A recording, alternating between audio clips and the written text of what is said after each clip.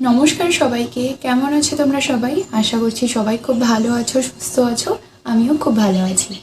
তো অনেক দিন পর একটা ভিডিও শেয়ার করছি তোমাদের সাথে।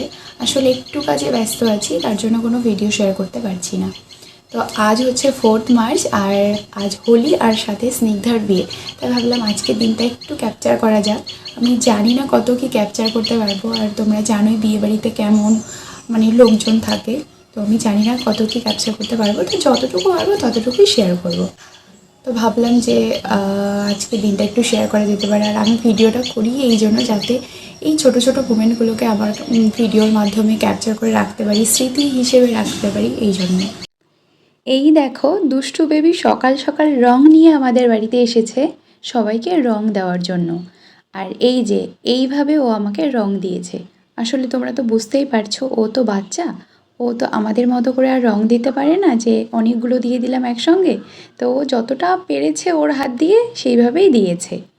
এরপর সারাদিন আমার আর তেমন কোনো ভিডিও করা হয়নি।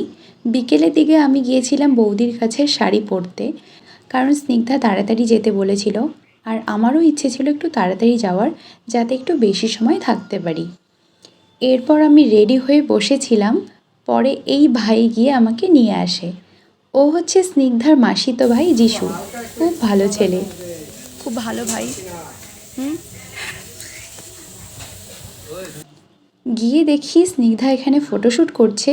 কি মিষ্টি লাগছিল ওকে, সত্যি খুব সুন্দর লাগছিল। এটা স্মৃতি। এই যে আমরা স্নিগ্ধার বিয়েতে আসছি।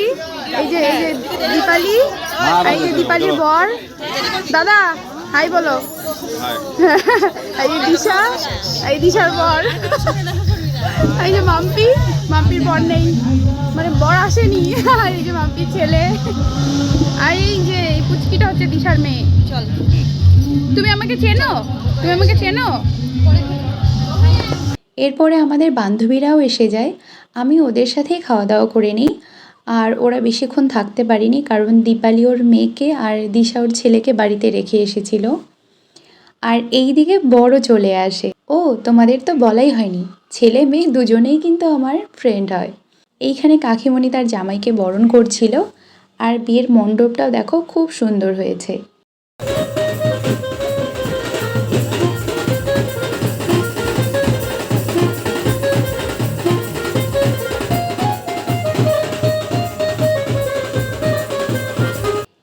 একটু পরেই বিয়েও শুরু হয়ে যায়।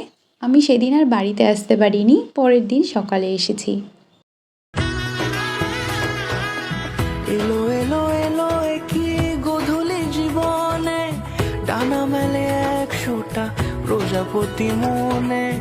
চাওয়া পাওয়া ছিল যত এতদিন ধরে, পেল সবই পূর্ণতা বিবাহ বাসরে। বেঁধেছি তোমাকে এই 7 পাকে।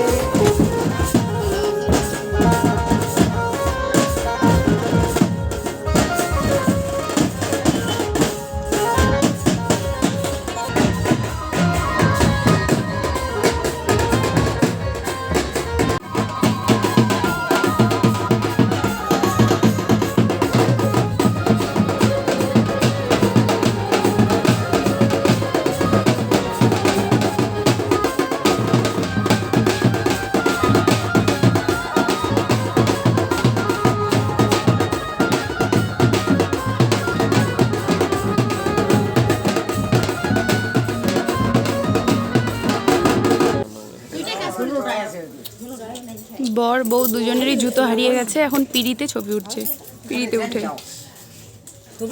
বিয়ে শেষ হয়ে যাওয়ার পর ওরা দুজনে এখানে ফটোশ্যুট করছিল।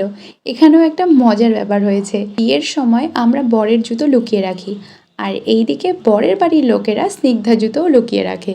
তাই স্নিগ্ধা এখন পিড়ির উপরে উঠে ফটোশ্যুট করছে। ফিলিংস বল।